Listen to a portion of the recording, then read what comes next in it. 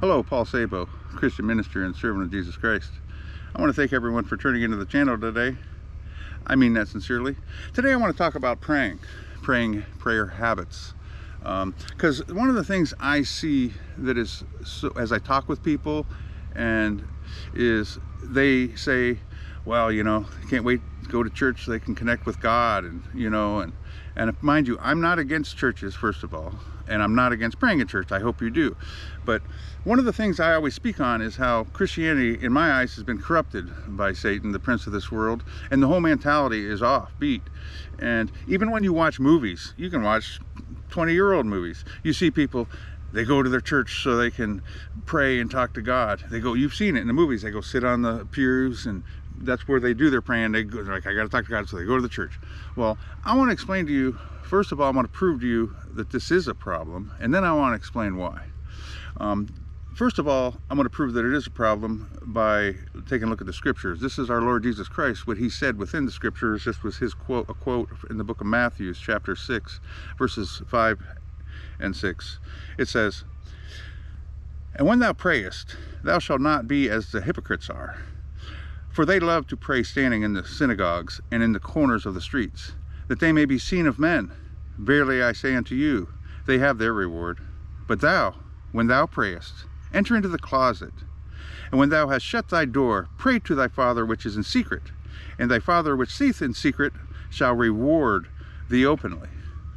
Now, why did he say this? Well, first of all, that proves, obviously Jesus was saying don't do that. But why was he saying it? Well, the problem I see with people who do this is they're not connecting with God. They're not walking with God. If you look at the Old Testament, in the Old Testament you had Levi, Noah, and Enoch were considered righteous because they walked with God. And if you look at the New Testament, which is the New Covenant, the Apostle Paul, one of the biggest things he always spoke about was to live in the Spirit, walk in the Spirit. Notice that, walk in the Spirit. Now, what did he mean? If you look into the way I was taught in school, what walking in the Spirit means basically is to include God in your journey through life. It's done once you go through a spiritual baptism as a Christian, to live in the Spirit and receive knowledge and guidance, and pay attention to that knowledge and guidance and consider it throughout your day. But they didn't have this option in the Old Testament. But what that meant when they walked with God is they pray all day to God. If you just wait for Sundays to pray to God, you're not going to receive much benefits from being a Christian. In fact, it's going to be pretty shy, and you're going to wonder why you're not seeing results. But I'm telling you, the key here is to walk with God and include him in your journey in life. And this is done through prayer.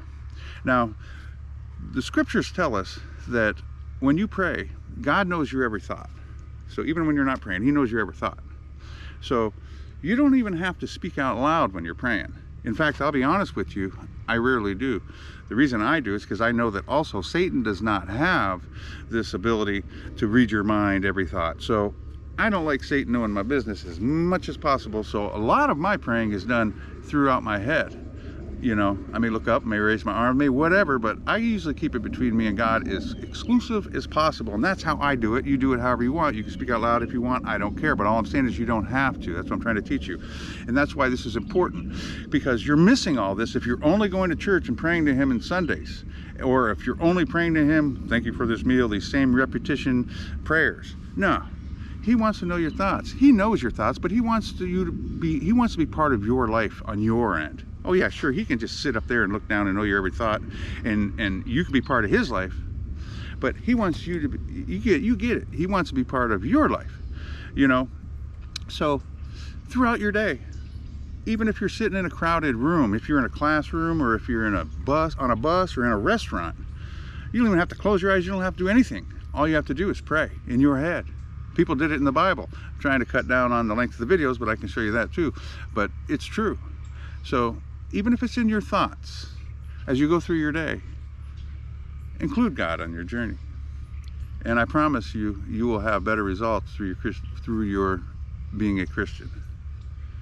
I mean, That's what it says. So hopefully this has been a blessing to you. Paul Sabo with hardcorepreacher.com. Make sure you subscribe, and I'll be back with more videos soon. And make sure you subscribe, connect with me on Facebook too. And on hardcorepreacher.com, I also have my Twitter. I build a lot of reels during the week with important lessons in there. Plus, I do a lot of posts on my Facebook page.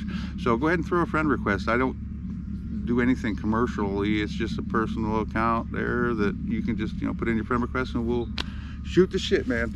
All right, thanks for watching. I'll check you later.